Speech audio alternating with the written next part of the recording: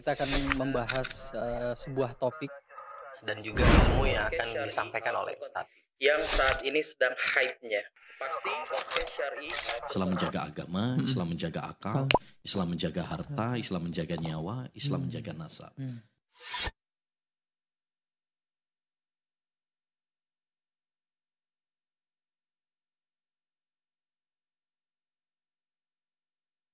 Bismillah, Assalamualaikum warahmatullahi wabarakatuh. Alhamdulillah wassalatu wassalamu ala rasulillah wa ala alihi wa sahabi ajma'in, amma ba'du. Alhamdulillah pemirsa Al Furqan TV dan pendengar suara radio Al Furqan dimanapun Anda berada.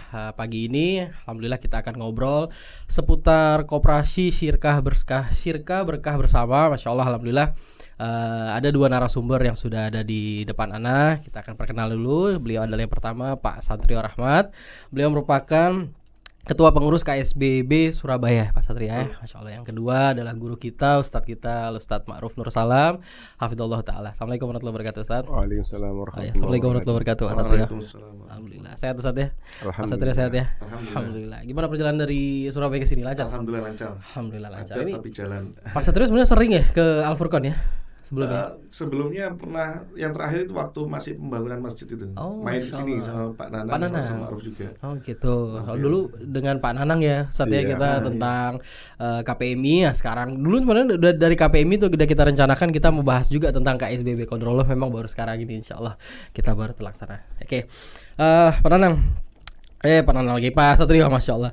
Jadi sesuai dengan apa yang kita rencanakan, kita memang pengen tahu lebih banyak seputar KSBB ini ya. Jadi kita merasa Masya Allah dia ternyata ada sebuah koperasi yang mana dikelola oleh kita yang insya Allah koperasi tersebut berasaskan sebuah asas yang syar'i ya, insya Allah seperti itu ya Ustadz ya. Jadi dengan ada Ustadz juga sebagai pembinanya dan sekarang ada Pak Satrio juga. Jadi kita ingin tahu nih Pak Satrio, yang kita tahu itu kan KSBB merupakan bagian dari KPMI Surabaya ya, Komunitas Pengusaha Muslim Indonesia Surabaya. Nah, sekarang membentuk sebuah yang dinamakan KSBB Koperasi Syirkah Berkah bersama. Boleh Pak Satrio kasih ke kita informasi sebenarnya latar belakang berdirinya KSBB ini seperti apa Pak Satrio? Nah, latar belakangnya itu sebenarnya sejak dari kita di KPMI ya. Yap. Saya sendiri aktif di KPMI mulai tahun 2013. Nah, kemudian kita ya belajar fikih muamalah di situ, kemudian ngajak teman-teman yang lain ikut belajar kan. Kemudian dari perjalanan itu ternyata tidak sedikit yang selain butuh ilmunya juga butuh solusi konkret. Bahkan kami tidak sekali dua kali itu disindir juga. Bisanya bilang haram, riba, tapi tidak bisa ngasih solusi konkret. Nah itu berapa kali gitu. Akhirnya kemudian dari situ kan kita ada kontak dengan teman-teman yang lain juga ya. Di tahun 2015 kita sebenarnya sudah berusaha untuk mendirikan koperasi dengan teman-teman dari KPMI Korwi lain. Qadarullah belum lancar. Kemudian tahun 2017 kita juga ngundang ketua koperasi lain untuk ke Surabaya sharing-sharing. Namun alhamdulillah baru tahun 2019, 24 Mei 2019, Koperasi Syirkah Berkah bersama akhirnya secara resmi berdiri. Berarti dari 2019 ya. Apa memang kayak KSBB ini dulu di KPMI pusat sudah terbentuk juga ada bentuk koperasi seperti ini Pak Satrio? Nah, sebenarnya kalau secara struktur organisasi, ya, koperasi-koperasi yang ada didirikan oleh korwil-korwil KPMI itu tidak ada di dalam struktur organisasinya KPMI. Nah, jadi KSBB sendiri itu secara independen dia berdiri, legalitasnya juga terpisah dengan KPMI. Dan memang kita cuman kita tumbuhkan itu di dalam ekosistemnya KPMI Surabaya. Oh gitu. Tapi secara struktural berbeda. Oke, Masya Allah. Berarti kalau boleh tahu juga nih sebenarnya mekanisme seperti apa yang ada di KSBB ini Pak Satrio? Mekanisme sebenarnya kayak seperti kredit, investasi dan sebagainya gimana tuh Pak Satrio? Mekanisme kalau secara umum kegiatannya KSBB itu menghimpun dan mengelola dana secara umum. Nah, tinggal dari menghimpun itu ada yang kita bisa dapat profit, ada yang tidak bisa. Yang bisa dapat profit itu misalnya dari simpanan pokoknya, simpanan pokok, simpanan wajib itu kan kita anggap sebagai modalnya koperasi. Kemudian di luar itu kalau ingin dapat hasil yang lebih dulu daripada SAU bisa juga investasi per cluster, per project. Nah, kalau yang dana yang masuk tapi tidak bisa dapat profit itu di tabungan. Jadi skema tabungan kan tidak bisa dapat profit. Nah, kemudian dana yang masuk itu kita kelola. Kita kelola mulai dengan misalkan anggota ada yang butuh kredit, kita salurkan ke kredit. Kemudian ada yang butuh pendanaan project, kita salurkan. Dan nanti juga kita sudah menjajaki saat ini kemungkinan untuk syirkah bisnis. Jadi yang semula cuman danai kredit selesai, project juga selesai. Nah kalau bisnis ini sifatnya lebih permanen. Jadi kita ingin menghimpun seperti itu. Yang nanti profitnya itu kalau yang investasi nanti bisa langsung dibagikan ke investor, yang sharingnya KSBB. Masuk ke pos pemasukannya KSBB, nanti digabung dengan pemasukan dari unit bisnis yang lain, itu untuk membiayai pengelolaan, dan nanti kalau ada di akhir itu kita untuk SHU. Oh, oke. Seperti umumnya aja berarti ada istilah, ada anggota, ada simpanan wajib, simpanan pokok itu seperti itu juga berlaku di situ, Pak Satrio ya. Betul. Oke, masya Allah. Kita ke Ustadz Ma'ruf nih Ustadz, masya Allah nih Ustadz. Ana mau bertanya banyak nih juga tentang KSBB nih Ustadz. Jadi Ustadz kan juga salah satu yang mengawali dan membimbing dari awal berdirinya KSBB ini Ustadz ya, masya Allah nih. Menurut Ustadz Ma'ruf nih tentang adanya koperasi syirkah ini untuk umat muslim ini seperti apa menurut Ustadz? Ya, jadi ada orang yang usaha itu sendiri itu bisa jalan. Ada orang yang usaha sendiri gak bisa. Wah, saya tidak bisa usaha, tapi dia punya modal. Nah, dalam hal ini kan harus kerjasama dengan orang yang bisa bekerja tapi tidak punya modal. Nah, itu yang disebut dengan syirkah. Gitu. Jadi kerjasama itu. Ini pemodal, ini pelaku. Dan di dalam Islam ada firman Allah SWT yang dijadikan dasar gitu. Kalau orang itu jiwanya itu dasar imannya kuat, amal solehnya kuat, persaudaranya kuat, gitu, ngerti agama, maka orang kerjasama itu lebih diberkahi oleh Allah SWT. Tapi kalau enggak, jangan kerjasama. Kenapa? Karena kalau kerjasama itu nanti gampang muncul itu enak itu, tinggal gitu-gitu tok tapi dibagi sama. Benar. Hati begitu tidak boleh gitu ya. Nah, tapi kalau atas dasar iman dan amal soleh dan persaudaraannya tinggi sehingga dia yang dapat untuk bersama, saya yang dapat untuk bersama. Kalau gitu itu lebih diberkahi oleh Allah Taala. Rasulullah SAW bersabda, "Ana thalithu syarikaini ma lam yakun ahaduhuma sahiba." Saya, ini firman Allah ya. Rasulullah SAW bersabda dalam hadis qudsi. Allah berfirman, "Ana thalithu syarikaini." Saya adalah pihak ketiga dari dua orang yang bersyarikat. Oh, Masya Allah ya. Jadi Allah SWT pihak ketiga dari dua orang yang bersyarikat. Malam yakun ahaduhuma sahiba. Yang penting salah satu di antara keduanya tidak ada yang mengkhianati. Ya. Fa in khana kharajtu min baini. Maka kalau salah satu ada yang berkhianat, saya tinggalkan. Saya keluar persyarikatan itu. Nah, itu. Kalau misalnya saya ambil contoh, misalnya orang yang bersyarikat itu misalnya sama-sama jadi pelaku gitu ya. Toko milik dua orang, jaganya gantian. Kalau saya yang jaga itu laris. Besok dia yang jaga tidak laku, tapi untungnya dibagi sama. Kalau di dalam hati kayak gitu ngerundel, gitu, berarti kamu tidak cocok, gitu. Kamu tidak cocok. Akhirnya nanti itu muncul, meskipun harusnya buka jam 7, saya buka jam 9 sampai zuhur, saya dapat banyak kok. Itu dari pagi, dari jam 7 sampai zuhur dapat sedikit.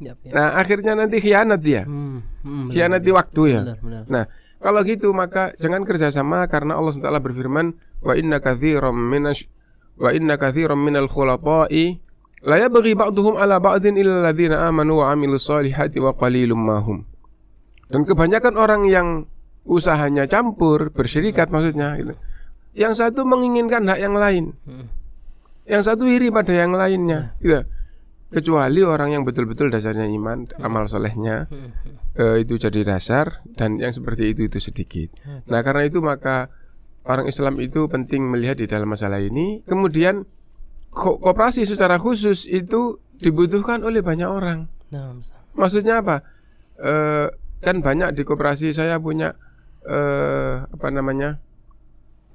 saya kepingin beli ini, gitu. Terus di zaman sekarang kalau misalnya kredit di tempat umum itu masih banyak yang pakai riba. Nah, koperasi syariah bebas riba.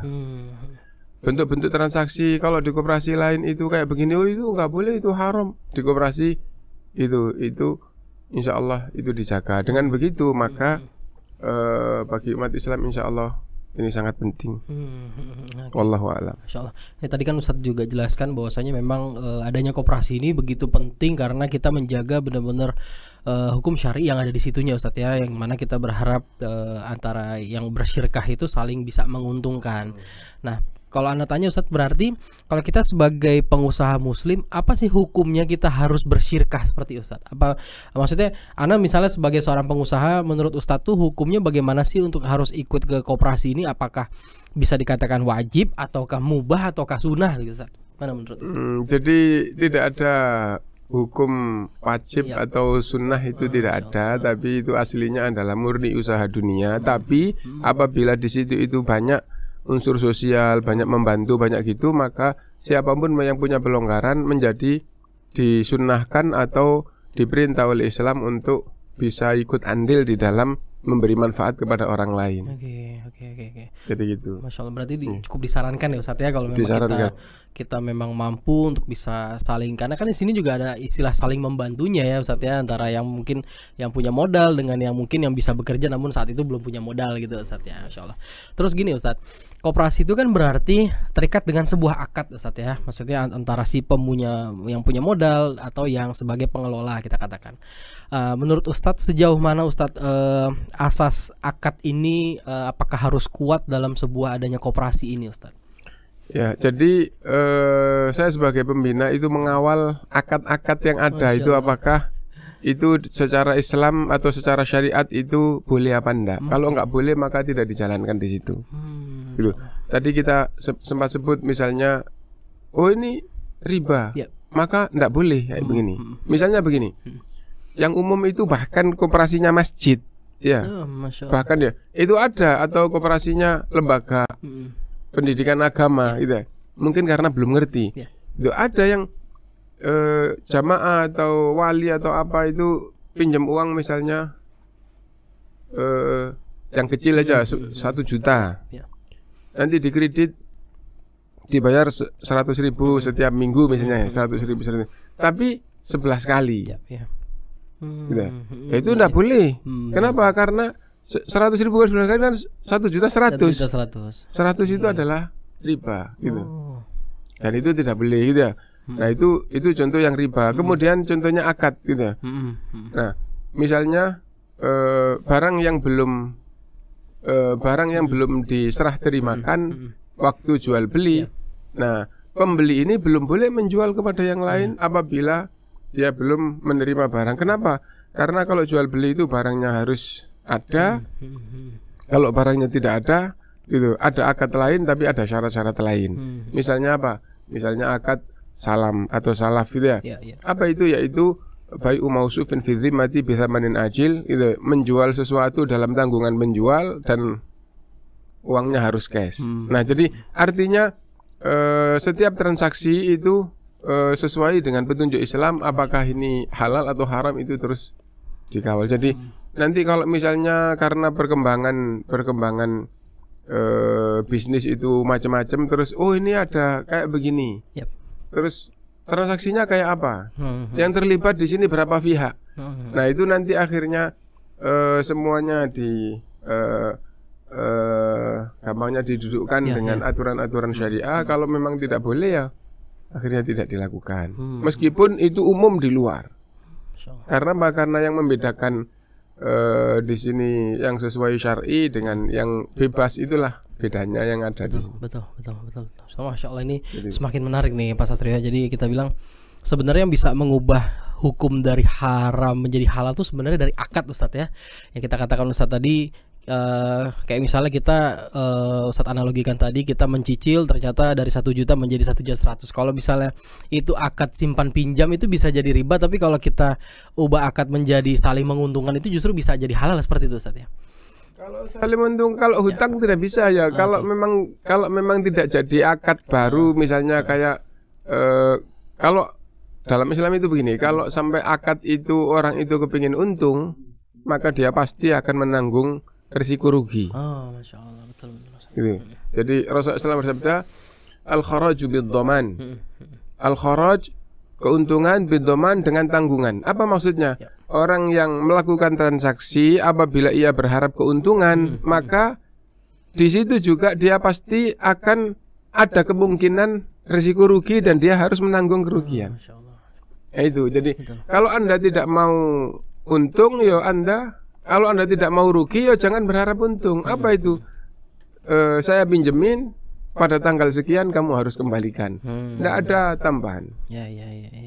Nah, adapun berkaitan dengan orang bayar hutang, terus hutang 1 juta dibayar 1 juta, terus Masya Allah saya terima kasih dibantu dan saya sekarang alhamdulillah mangga saya panen atau saya mendapatkan apa ini hadiah untukmu, itu boleh.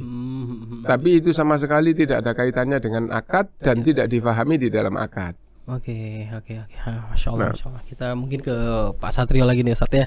Nah, ini cukup menarik nih apa yang disampaikan tadi Ustadz Ma'ruf nih Pak Satrio. Jadi intinya kita yang ingin bersyirkah ini juga harus tahu kita ini tidak hanya untung saja di situ kan, pastinya sebagai pengusaha juga tahu itu namanya kerugian ya kan. Tapi kalau dari sisi koperasi KSBB ini ya, kalau Anda tanya ke Pak Satrio, untuk mendapatkan keuntungan itu dari mana biasanya Pak Satrio? Keuntungan itu ya seperti dijelaskan Ustadz Ma'ruf tadi ya. Kalau keuntungan dia kalau di koperasi untuk anggota kita bagi jadi 2 kalau bayangan saya itu. Jadi keuntungan sebagai anggota ini nanti ada 2. Yang pertama dia keuntungan berupa profit. Nah, profit itu dari simpanan pokok dan simpanan wajibnya sendiri aja. Itu nanti ada imbal profitnya di SHU. Karena simpanan pokok dan simpanan wajib kan kita kelola.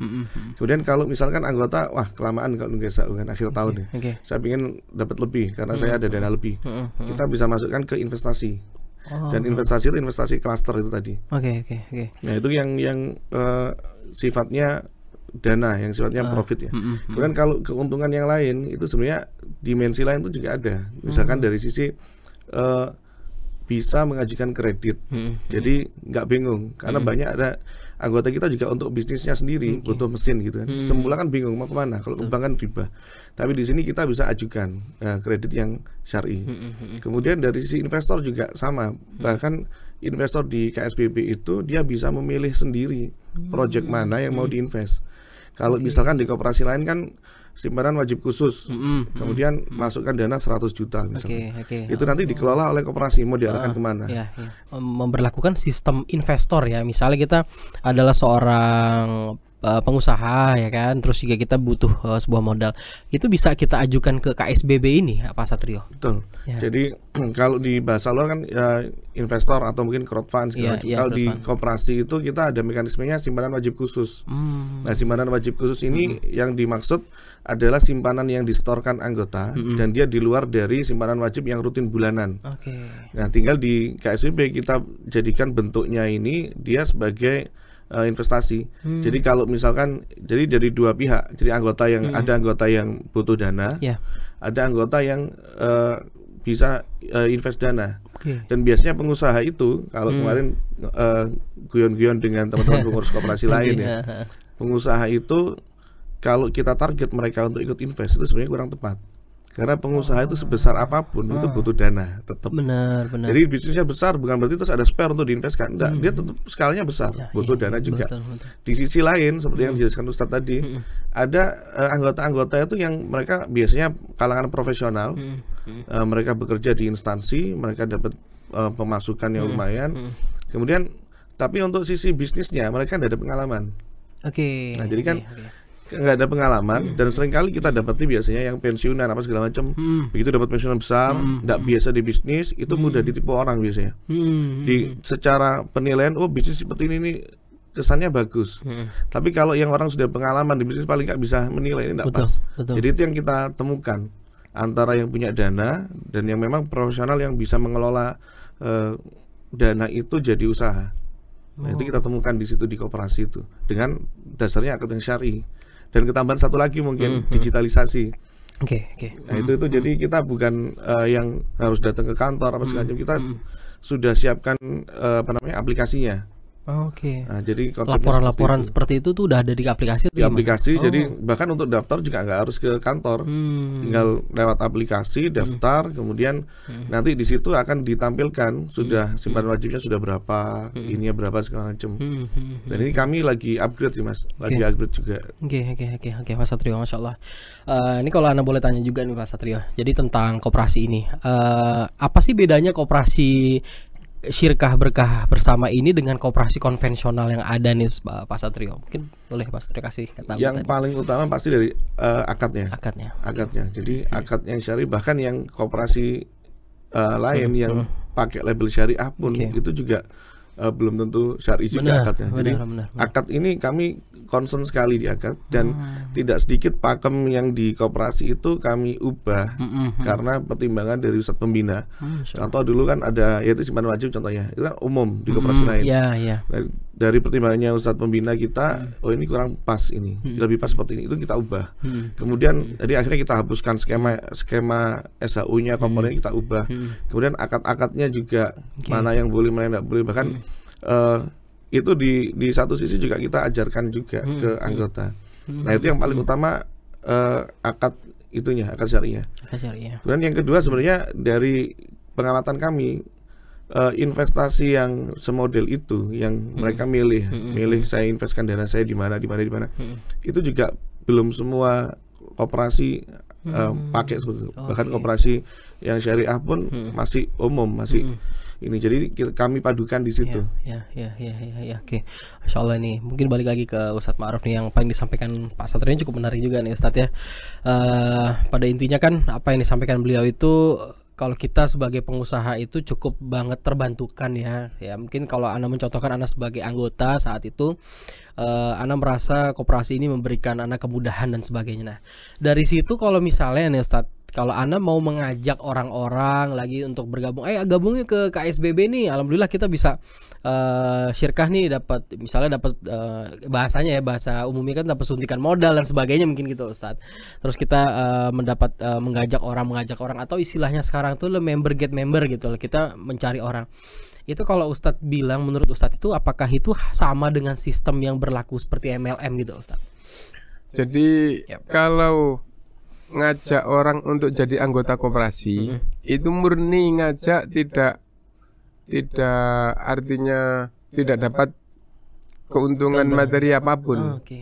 Jadi saya di koperasi, seandainya koperasi itu nanti dapat SHU, sisa hasil usaha gini, terus nanti di situ ada klaster-klaster yang akan dikerjakan dengan model investor gitu ya. Nah terus selesai nanti keuntungannya dibagi. Kalau ngajak saya kayak gitu karena ada kayak begini dan mengetahui teman yang punya dana, gampangannya dana simpanan, dana nganggur gitu ya. Nah itu tidak ada masalah, itu hanya sekedar. Tapi kalau MLM itu kan kalau ngajak, oh itu ajakan saya, nanti setiap ada hasil ikut dapat hasilnya kan gitu ya. Nah itu ulama dulu memfatwakan tentang MLM itu tidak boleh, itu haram. Yang begitu nah, boleh, karena itu kalau sekedar ngajak supaya gabung itu enggak apa-apa. Terus sempat di KSBB ini itu bagaimana kalau misalnya ngajak orang, kenapa? Karena kita butuh tambahan anggota supaya dana yang dikelola supaya lebih besar. Nah, dan akhirnya jangkauannya juga semakin luas. Nanti akhirnya transaksi-transaksi atau proyek-proyek yang bisa dikerjakan semakin banyak gitu ya. Nah, itu dengan banyaknya anggota memudahkan, akhirnya anggota apabila bisa mencari anggota lain dikasih hadiah. Dikasih hadiah, bahkan dikasih upah. Boleh apa enggak? Jawabannya boleh. Tapi itu tidak seperti MLM. Kenapa? Karena itu hadiah atau upah itu sebatas dia sekarang mencari anggota, gitu saja gitu ya. Nah nanti bagi hasil berikutnya dia sudah tidak dapat lagi gitu. Kenapa? Kan misalnya begini, saya setahun ini betul-betul all out cari anggota, alhamdulillah dapat 100 gitu ya. Wah saya alhamdulillah dapat 100 tahun depan sudah tidak cari. Terus mereka bagi hasil dapat, waktu bagi hasil saya juga dapat. Saya tidak mendapatkan tambahan gara-gara saya punya bawaan 100 anggota. Nah, jadi kalau MLM kan terus gitu ya. Yang diharapkan malah dia bisa ngajak anggota gitu kalau MLM. Dan semakin banyak anggotanya ke bawah dan nanti bawahannya juga dapat lagi, itu yang di atas akan semakin mendapatkan lipat-lipat kan gitu. Nah, itu tidak begitu di koperasi. Masya Allah. Karena itu kalau ngajak anggota itu ketika koperasi ini butuh anggota semakin banyak, dana semakin banyak, maka anggotanya diharapkan untuk mengajak yang lain. Nah, kalau koperasi tidak sedang menghitung bahwa ini kalau dapat anggota sekian dalam waktu cepat akan banyak memudahkan, kalau nggak ada kayak gitu, ya koperasi tidak akan memberikan apa-apa dari anggotanya yang ngajak anggota lain. Tapi kalau koperasi itu kita butuh anggota sekian, kenapa? Karena kita butuh dana sekian, dan bahkan nanti kalau tambah 1000 atau tambah 500 anggota misalnya gitu ya, itu di samping dananya banyak, insya Allah nanti proyek juga akan tambah banyak ya. Nah, akhirnya itu dibutuhkan cepat supaya mereka semangat cari anggota. Yang dapat anggota dikasih hadiah apa? Seragam, atau dikasih anggota dikasih hadiah. Nah, itu hadiah atau apa ini adalah upah mencari anggota. Apabila itu tidak apa-apa. Berarti boleh dari Pak Satrio menyiapkan hadiah, misalnya ada anggotanya yang bisa mengajak itu Ustaz ya. Tapi itu semuanya juga nanti akan dibahas itu ya, keuntungan kerugiannya. Kenapa? Karena pada dasarnya mengeluarkan uang dari koperasi itu milik orang banyak gitu ya. Nah, apa ini sudah benar? Di perhitungannya kayak apa itu selalu dirapatkan, dan setiap ada sedikit saja yang tidak sesuai dengan aturan itu mesti kumpul dulu, pengelola itu kumpul, terus setelah selesai matang gitu ya, masih belum langsung di launching tapi dibahas dulu dari sisi syar'inya. Oke, Ustaz, kalau sekarang ini kan banyak banget ya sistem yang kontemporer ya, sistem ya jual beli dengan hal-hal yang baru dan sebagainya, Ustaz. Ini ada nggak sih Ustaz yang mungkin sesuatu itu yang sekiranya secara akad itu agak membingungkan, dan atau mungkin sesuatu ini mungkin ini kayaknya hal-hal yang baru nih gitu, Ustaz. Kalau menurut Ustaz gimana dengan menghadapi yang sesuatu yang baru-baru ini banyak banget datang nih, Ustaz? Pada dasarnya bukan membingungkan, banyak yang baru ternyata kalau di dalam Islam lo itu haram. Nah, jadi gitu. Nah, lo ini tersebar. Ya meskipun tersebar, kita buat di wadah ini semacam itu tapi halal. Masya Allah. Secara syar'i gitu ya. Contohnya seperti apa? Sekarang ini kan banyak mau mahasiswa, mau sudah lulus gitu ya, mau orang biasa itu orang lain beli barang. Sebagai contoh misalnya gini, saya punya teman saya ini sering ke Surabaya ke toko besar untuk membelikan. Terus saya pesen, misalnya HP speknya begini, mereknya begini, keluar tahun sekian, sudah sempurna tuh ya. Ya. Nah, habis itu ini titip, ya pesen ini titip ya. Nah harganya berapa? Ini insya Allah harganya misalnya 10 juta. Sekedar contoh ya, iPhone misalnya 10 juta. Transaksi ini apa? Kalau titip, kalau bahasanya titip kayak gini, maka orang yang dititipi itu adalah orang yang terpercaya. Apabila terjadi musibah di perjalanan, dia tidak bertanggung jawab. Wah, uang saya dicopet, tidak bertanggung jawab. Kenapa? Karena titip. Yang kedua, kalau orang itu transaksinya titip, ya, tidak boleh ngambil untung. Kalau ngambil untung namanya bukan titip. Nah, jadi kayak gitu. Nah, sekarang kalau gitu nggak titip, saya beli. Barangnya belum ada, belum punya. Nanti saya belikan. Nah, kalau begitu Anda tidak boleh jualan. Gitu. Tapi kalau akadnya itu salam, ini uangnya, gitu. Dan saya siap menghadirkan barangnya seperti catatan itu secara sempurna, akan saya hadirkan tanggal sekian. Lah itu namanya akad salam, itu yang syar'i. Jadi akad salam itu baik umausufin fi dhimmati bi thamanin ajil, yaitu penjual menjual barangnya belum ada, tapi sudah dicatat sempurna, sudah sudah disifati secara sempurna, uangnya duluan. Nah itu akad salam. Nah jadi saya beli, nah rugi atau untung tanggungan penjual. Kan saya sudah transaksi selesai, uangnya misalnya 10 juta, ternyata sampai di Surabaya, wah 2 hari yang lalu harganya masih 9 juta, tak jual 10 juta, sekarang naik 10 juta setengah. Akad saya sudah selesai 2 hari yang lalu, ya. Anda rugi ya tanggungan Anda. Kan Anda menjual barang yang speknya sudah jelas, sudah dibayar kontan. Nah, kan beda dengan titip tadi. Kalau titip kan, Pak, harganya naik. Gitu. Biasanya saya ngambil untungnya kan 5%. Ya, misalnya gitu ya. Kulaknya biasanya 9 juta. Nah, saya naikkan jadi 9,5 karena 5% atau 10%. Nah, Pak sekarang ngambilnya 10,5. Kalau tambah 10% ya. Gitu. Nah, itu. Nah, itu kalau titip ya. Kalau titip harga dibebankan kepada yang beli. Tapi kalau titip tadi itu tidak boleh ngambil untung. Kalau kepingin untung, Anda harus minta transportnya sekian. Atau saya dikasih keuntungan sekian persen, itu minta namanya jasa titip gitu ya. Jadi jasa titip. Saya mau dititipi tapi ya ada transportnya, jasanya dong, uang makannya, apanya itu gampangnya itu boleh gitu Ustaz ya? 10% itu boleh. Insyaallah. Nah jadi gitu. Jadi lah kalau titip gitu berarti yang didapat itu pasti karena apa? Karena ini jasa. Jasa titip saya kerja tadi itu. Insyaallah ini semakin menarik Pak Satrio. Sedikit lagi nih Ustaz, mau nanya lagi nih Ustaz. Jadi sekarang ini kan juga banyak nih istilahnya bukan koperasi tapi bank, ya kan, bank syariah yang mungkin sistemnya itu hampir sama seperti koperasi. Apakah walaupun kita bilang ya kita banyak juga ada mungkin temukan juga ada ikhwan kita yang punya sebuah usaha yang disebut dia bank syariah. Apakah walaupun dia namanya bank itu, apakah itu bisa disebut dengan transaksi yang syar'i yang bisa katakan ya Ustaz ada di situ ada pembinanya juga, ada ustadznya, atau mungkin dari nama istilah bank itu juga harus diubah dan gimana tuh Ustaz? Menurut Ustaz gimana tuh Ustaz? Jadi saya tidak berani berbicara banyak, tapi intinya Islam itu melihat substansi ya. Jadi mau dinamakan syar'i, tapi kalau akad-akad yang di dalam itu tidak syar'i ya tetap haram. Insyaallah. Jadi kayak gitu. Jadi misalnya begini, salah satu yang diinformasikan ke saya ada pengusaha butuh modal ke bank syariah. Gitu. Usahamu apa? Usaha kayak gini Pak sudah jalan, gitu. Sudah jalan.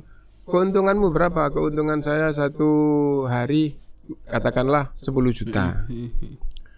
Terus ini mau buka cabang, terus insya Allah karena di sini rame ndak muat, dibuka cabang itu nanti langsung pendatang itu akan ke situ juga, dan akan kita buatkan tempatnya sudah, lahannya sudah sangat strategis. Nah misalnya terus butuh dana misalnya 500 juta atau gitu. Nah dari keuntungan itu siap berbagi dengan bank syariah berapa? Misalnya gini, kan keuntungannya kan siap 10 juta misalnya, atau katakanlah kalau kecil itu 1 juta per hari. Nah berarti 1 bulan kan 30 juta. Jadi siap berbagi keuntungan berapa dengan bank. Nah bank akan membiayai misalnya 500 juta. Dan ini dapat 30 juta per bulan. Misalnya siap 31 atau 2:1. Jadi saya sebagai pengelola 2, bank dapat 1 gitu. Nah berarti dari 30 juta itu 1 bulan 10 juta untuk bank. Untuk banknya. Sampai kapan? Sampai hutangnya ini, sampai modal ini dikembalikan secara sempurna. Entah dipatok tahunnya atau enggak. Itu yang saya dengar dari orang ya. Transaksinya kayak itu. Setelah jadi, yang penting dana 500 juta ini belum balik, maka setiap bulan ngasih 10 juta sebagai pembicaraan dulu keuntungan 30 juta per bulan, 1 juta sehari ya. Itu namanya bunga. Namanya bunga. Berarti itu nggak ada untung ruginya di situ. Pokoknya jadi investor ini berarti setiap bulan dapat sekian, mau untung mau rugi dapat sekian. Udah gitu dipatok waktunya sampai uangnya balik, itu berarti sebelum uang itu balik sempurna terus dapat tambahan. itu adalah hutang yang berbunga. Dan hutang yang berbunga itu di dalam Islam itu adalah riba, dan riba itu dosa besar. Oke. Nah, dan tadi itu kalau di lagi kalau di bank apa namanya, memberikan modal untuk kerja kayak gitu, itu sudah pasti ada jaminan. Ya betul Ustaz. Jaminannya. Jaminan itu adanya di hutang piutang, bukan di pemodal. Menarik, Masya Allah. Pemodal itu al-kharaju bid-dhaman. Kamu ingin mendapatkan keuntungan, kamu juga harus siap menanggung kerugian. Gitu. Nah, terus jaminan buat apa? Nanti kalau rugi, loh namanya lah enggak mau rugi. Iya, benar. Enggak mau rugi itu bukan istilahnya itu kerjasama bagi hasil. Enggak mau rugi itu adalah orang menghutangi. Lah kalau kamu enggak mau rugi, yang kamu serahkan nanti kamu ambil secara penuh ya.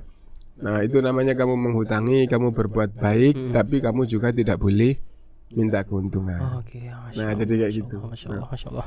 Mas Satrio. Jadi apa yang dijelaskan Ustaz tadi, Ana sedikit mau nanya ke Mas Satrio. Jadi tentang kerugian ya. Misalnya kita katakan gini, ada seorang pengusaha yang saat itu dia butuh modal ke Pak Satrio nih. Pastinya kan Pak Satrio juga harus tahu nih bagaimana sih kesehatan keuangan dia, bisnis dia seperti apa ya kan. Karena kan nggak mungkin juga Ustaz ya, kita sebagai lembaga koperasi ini juga pingin rugi kan juga tidak kan gitu Ustaz ya. Walaupun kita tahu bahwa kerugian juga menjadi bagian daripada kita, tapi kan kita butuh sebuah filter, kita pengen tahu juga kesehatan laporan keuangan dan sebagainya. Kalau dari KSBB seperti ini, ada nggak tinjauan khusus untuk bidang-bidang usaha seperti itu Pak Satrio? Ya, itu pasti kita lakukan. Dan dulu waktu saya pertama kali di Pasrai untuk ngelola ini, salah satu yang awal saya lakukan itu merekrut staf dari background perbankan. Paling enggak kita kan butuh ilmunya. Iya, betul. Background perbankan, background accounting. Jadi dari situ harapan saya standar keamanan itu yang kita pakai. Jadi setelah itu di sini kita ada verifikasi kan. Jadi ada laporan keuangan atau kalau sifatnya person ada rekening 3 bulan terakhir. Kemudian saat ngajukan juga kita evaluasi lagi pemasukannya. Jadi enggak bisa langsung apapun itu, yang penting ada pemasukan, dia bisa saya sanggup janji gitu kan. Itu enggak bisa seperti itu. Kita evaluasi juga. Nanti skema cicilannya per bulan sekian. Itu kita batasi dari saat ini kita pakai 30% dari sumber pemasukannya dia. 30%. Jadi skemanya kalau kredit di kita ya waktu itu DP harus 20%. DP 20% dari nilai barang yang diajukan. Kemudian nanti estimasi cicilan per bulan sekian. Nah, itu akan kami cross check dengan pemasukan yang bersangkutan. Itu minimal dia maksimal harus 30%. Jadi kalau di atasnya itu misalkan 50% dari gaji, itu kita tidak approve.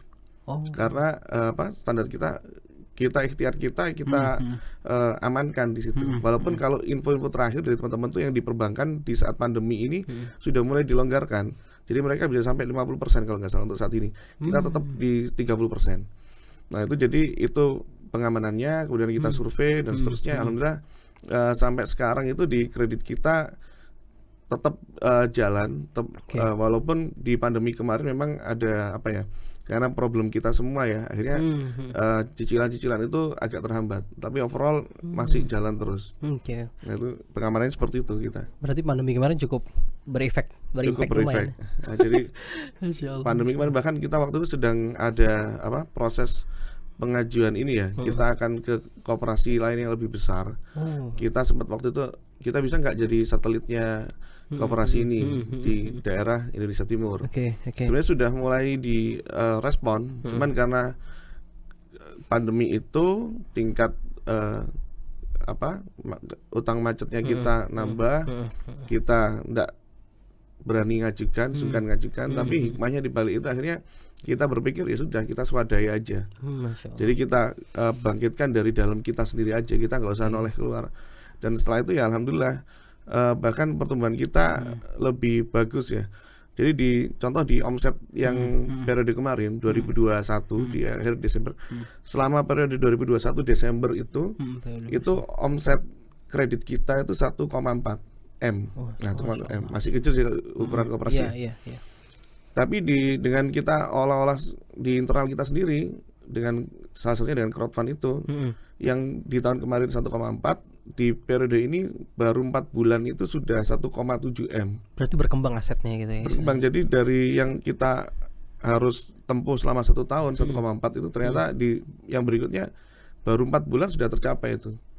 Nah, sekarang sudah 1,9 kalau nggak salah. Jadi omset kreditnya. Jadi kita sudah melayani kredit sampai senilai 1,9 M. Nah, itu pertumbuhannya seperti itu, alhamdulillah. Pak Satrio, KSBB ini kalau kita bilang dia memberikan sebuah keterbukaan kepada anggotanya tuh bagaimana Pak Satrio? Apakah ada laporan bulanan ataukah itu hanya nanti laporan di akhir tahun atau bagaimana Pak Satrio? Jadi kalau kita seperti di umumnya koperasi, laporan kita secara umum kita laporkan di akhir tahun. Seperti perusahaan juga seperti itu kan. Benar. Jadi kalau misalnya kita laporan bulanan itu kan akan habis waktu untuk laporan, tapi kita laporkan di akhir tahun. Dan kalaupun nanti ada anggota yang ingin tahu lebih detail, silakan datang ke kantor. Karena tidak kita publish, tapi kalau ada anggota yang datang kita jelaskan pengeluarannya seperti apa. Nah, itu keterbukaan kita pada anggota seperti itu. Gitu, berarti jelaslah laporannya, kita istilahnya nggak ada sesuatu yang salah kita ini kan. Jadi semuanya kita buka di situ ya. Berarti diundang semua lah di RAT itu terakhir semua para anggota tuh. RAT diundang semua, cuma nggak semua datang. Bahkan kita ada rencana juga di periode ini sebenarnya, karena periode ini kita insya Allah sudah lewat dari 2,5 M. Kemarin manajer kita yang cari-cari aturan tentang koperasi itu, insya Allah di tahun ini kita akan keuangan kita akan diaudit oleh auditor eksternal. Jadi itu sebagai bentuk tanggung jawab kami juga, karena omset kita sudah melebihi seperti itu. Oh, berarti kita ngundang auditor dari eksternal juga ya? Dari eksternal, insya Allah seperti itu untuk periode yang ini. Jadi kita lebih trust lah ya orang yang invest di situ ya, Mas Satrio. Masya Allah. Tadi Mas Satrio udah cerita banyak tentang pertumbuhan ya, aset juga insya Allah bertambah terus. Terus kalau Anda mau tanya Ustadz Pak Satrio terkait dengan rencana ke depan KSBB ini apa? Jadi rencana kita simple tapi masih selini dengan yang kita harapkan. Jadi kita dalam 3 tahun ini kita akan bongkar pasang sistem dan sebagainya. Kemudian kita menemukan ternyata yang kolam kita ini, anggota kita itu sukanya di sini dengan skema investasi yang seperti ala-ala crowdfund gitu ya. Nah, jadi yang jadi visi kita berikutnya, kita ingin kembangkan ini skalanya lebih besar lagi. Jadi saat ini kami sedang mengurus peningkatan wilayah kerja. Jadi yang sebelumnya kita di wilayah Jatim, ini sedang kita proses. Insya Allah dalam 1 bulan ini harapannya selesai. Wilayah kita jadi nasional. Jadi kita bisa layani umat Islam secara nasional. Kemudian bersama dengan itu pasti kita butuh teknologi kan. Jadi kita inginkan nanti ke depan KSBB ini jadi koperasi syariah digital yang dia skalanya nasional.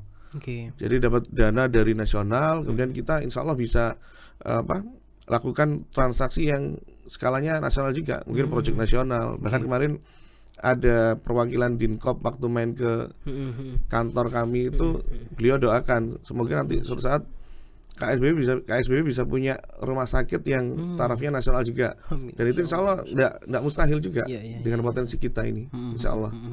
Dan juga pastinya akan berkembang ini menyerap orang juga lebih banyak ya, jadi membuka lapangan pekerjaan. Masya Allah, Masya Allah.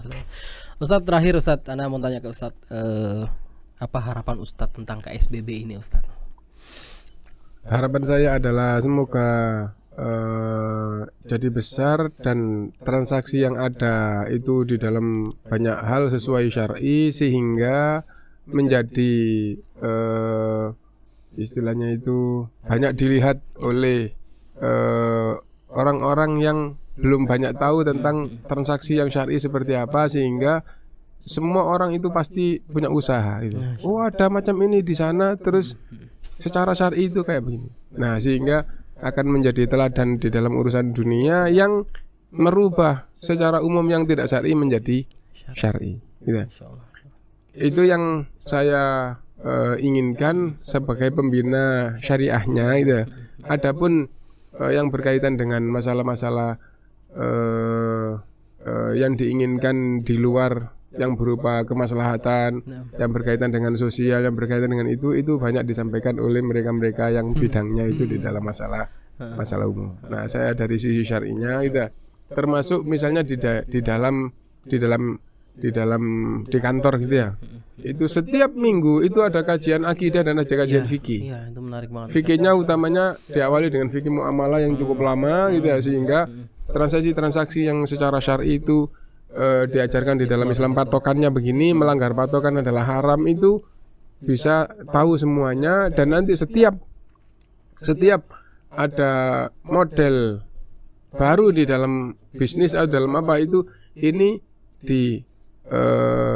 dekatkan atau dilihat dengan kacamata syar'i, ini sudah sesuai apa enggak. Nah, seandainya kantor atau seandainya pengusaha punya kantor, terus orang dalam itu lihat ke KSBB, ya, wah di situ setiap minggu ada kajian 2 kali, ya kajian akidah, ya kajian fikih, gitu ya. Seandainya orang-orang yang usaha di luar punya kantor, berapa orang di kantornya? Ini karyawannya 20 orang, ada manajer, ada gitu. Belajar agama semuanya, alangkah baiknya. Sehingga yang namanya dunia dipenuhi dengan orang usaha di dunia, tapi agama itu masuk ke dalam mereka semua. Betul. Apalagi kajiannya di live streaming ya Pak Satrio. Ya. Masya Allah. Jadi terbuka juga bagi kita yang di rumah itu pengen belajar tuh bisa ikut belajar, bisa ikut mengikuti live streamingnya kajian-kajian dari KSBB.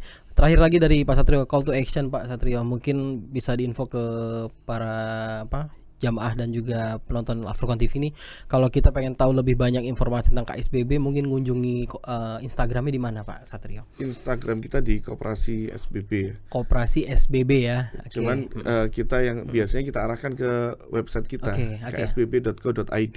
ksbb.co.id. Nah, di situ semua informasi tentang KSBB sudah kita pasang di situ, kita update. Termasuk daftarnya. Nanti ada di pojok kanan atas itu ada klik daftar itu. Kemudian benefitnya apa, ini dan lain sebagainya. Biasanya pertanyaan-pertanyaan di awal juga itu kita pasang di situ semua. Nah, bisa ke itu, utamanya yang itu. Kemudian atau ke kantor kami. Enggak sedikit juga datang di kita di Jatisari Besar nomor 83 PPLG. Itu saat ini masih jadi satu dengan markasnya KPI Surabaya. Nah, jadi bisa datang ke situ atau melalui web. Nah, nanti di situ ada admin kami, bisa silakan tanya-tanya. Mau gabung atau mau ada kebutuhan, silakan. Biasanya gitu. Datang ada kebutuhan apa, mau butuh permodalan, butuh apa segala macam, nanti akan dipandu oleh tim. Masya Allah, semudah itu ya Pak Satrio ya. Masya Allah, barakallahu fikum. Baik, kepada Pak Satrio, Ustadz Ma'ruf, jazakallah khair atas waktunya, atas ilmunya Ustadz, atas berbagi ceritanya juga. Ya, semoga insya Allah video kita ini akan kita bagikan kepada semua, dan kita berharap ini berguna ya Ustadz ya, untuk semua umat muslim, juga terkait juga informasi tentang KSBB ini juga Ustadz, semoga bisa diakses juga dengan baik oleh para jamaah.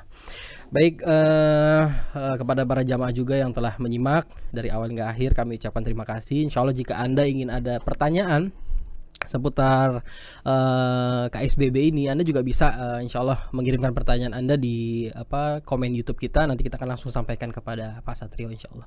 Baik, barakallahu fikum pada Pak Satrio sekali lagi, dan juga kepada Ustadz Ma'ruf Nur Salam atas waktunya, dan juga kepada para jamaah juga. Sallallahu ala nabiyina Muhammad wa ala alihi washabihi ajmain. Assalamualaikum warahmatullahi wabarakatuh. Waalaikumsalam warahmatullahi wabarakatuh. Kita akan membahas sebuah topik dan juga ilmu yang akan disampaikan oleh Ustadz yang saat ini sedang hype-nya. Pasti syar'i. Islam menjaga agama, Islam menjaga akal, Islam menjaga harta, Islam menjaga nyawa, Islam menjaga nasab.